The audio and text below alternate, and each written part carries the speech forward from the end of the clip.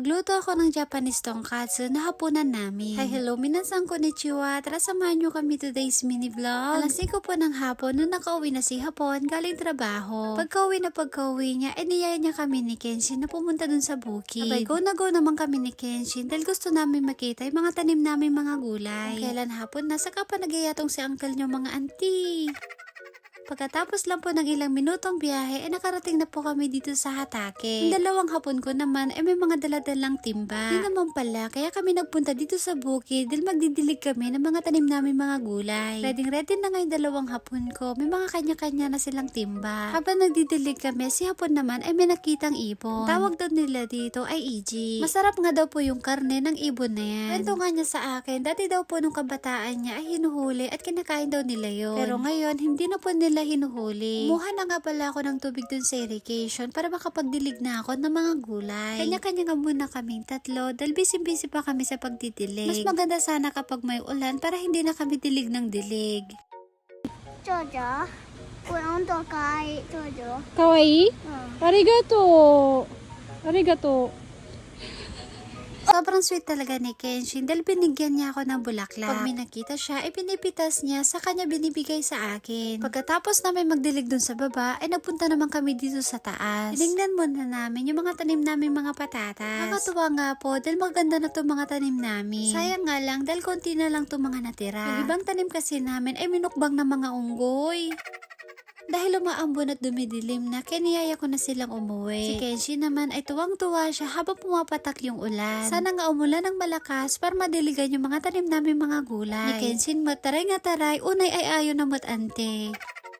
Pagkatapos namin dito sa bukid, alis na rin po kami. Nakalimutan ko pang diligan yung mga tanim kong gabi at mga mani. Kaya sana umulan ng malakas para hindi na ako magdidilig. Bago po kami umuwi ng bahay, dadaan muna po kami dito sa supermarket. May gusto atang bilhin si Hapon, kaya mag-grocery muna daw kami. May nabasa nga pala ako sa comment section. Ang sabi niya doon, halos araw-araw ba daw talaga kami nag-grocery? Actually po mga ante, hindi naman po araw-araw. Sa isang linggo po, minsan 2 o kaya 3 beses. Pero hindi naman po yung maramihan yung binibili namin. Aming dalawa ni Hapon, siya po talaga yung mahilig mag-grocery. Kahit na may mga stock pa kami dun sa rep, bumibili na naman siya. Ako kasi mga auntie, hindi naman ako maarte sa pagkain. Kung ano po yung pagkain ko, kahit isang putahe lang ay okay na sa akin. So dahil po Hapon yung asawa at anak ko, kaya kailangan din pong balance yung pagkain nila. Swerte po ako sa asawa ko mga auntie kasi hindi niya po talaga kami ginugutom ng anak ko. Pag alam niyang konti na lang po yung stock namin dun sa rep, bumibili na siya kagad. Pagka-uwi nga po pala namin dito sa bahay, magluluto na ako ng hapunan namin. Nga po yung request ni Hapon na gusto daw niyang mag-ulam ng Japanese tonkatsu. Nilagay ko nga pala sa karne kanina ay salt and pepper para magkaroon ng lasa. Sa paggawa nga pala ng tonkatsu, kailangan natin dito ng harina, itlog at breadcrumbs. Unang ginagawa ko po ay pinupulbusan ko ng harina yung karne, saka ko sinasawsaw dun sa itlog at panghuli dun sa breadcrumbs. Pagkatapos ng proseso na yon, kailangan mainit na mainit yung mantika nyo, saka nyo siya ilalagay. Huwag po masyadong malakas yung apoy nyo mga auntie para hindi po masunog itong tonkatsu. Tapos balibalik rin lang natin para pumantay yung pagkaluto. Nagpiprito ako ng tonkatsu, nag-iisip ako ulit kung ano pa yung pwede ko pang lutuin. Busy nga ako nagluluto dito mga auntie, si Kenshin naman ay umiiyak.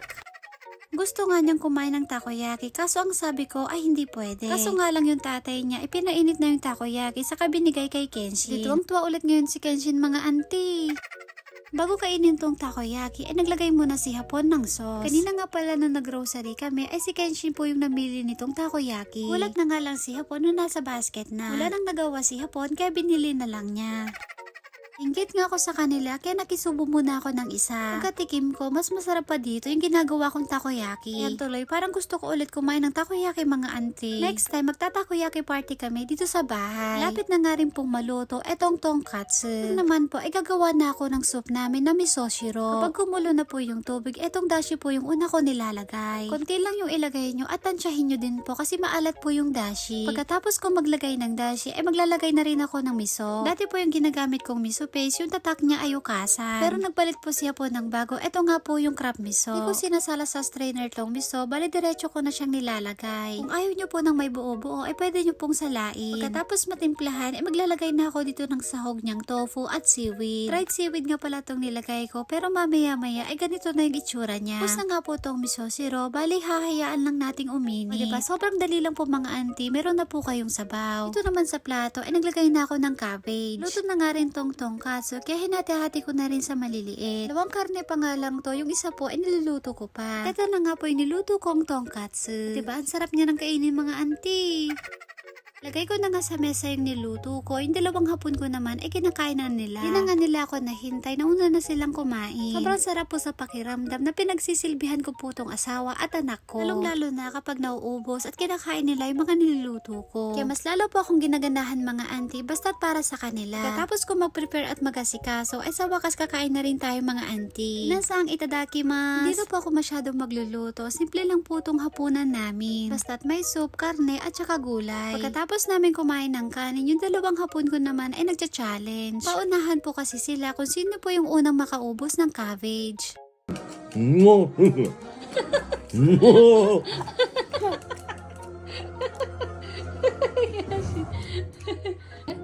Arigato. Thank you. Mama, chisay di yo. Papa ko ready. 이 Okay. 봐봐 진짜래. Iyo. Kanpai. Jeji, Kanpai. 짜네. Walashi. Sa challenge po ng dalawang hapon ko, ang nanalo po ay si Kenshin. Natag-isa sila ng medal ng papa niya. 뭐야 걔 진짜 뼈. Kasi Papa, ano ka? Ikaw, Papa. 뭐야 걔 진짜. 그래갖고 걔 진짜 뼈네. Habang kumakain nga kami kanina, ay nanonood kami ng Disney. May balak ata tong si uncle nyo, napasyal kami sa Disneyland mga auntie. Sana po magkatotoo, i-update ko na lang po kayo.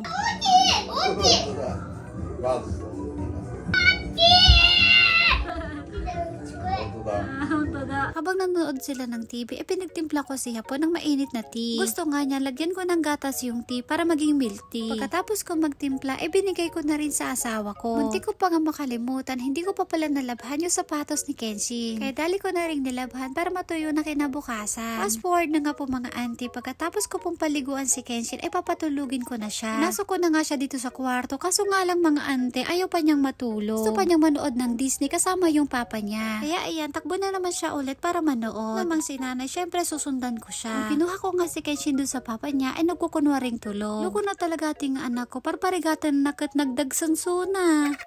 Dito na nga po natatapos ang aking mini vlog. Maraming salamat po. Thank you for watching. Sayonara and... Sana bala, I love you. Ina.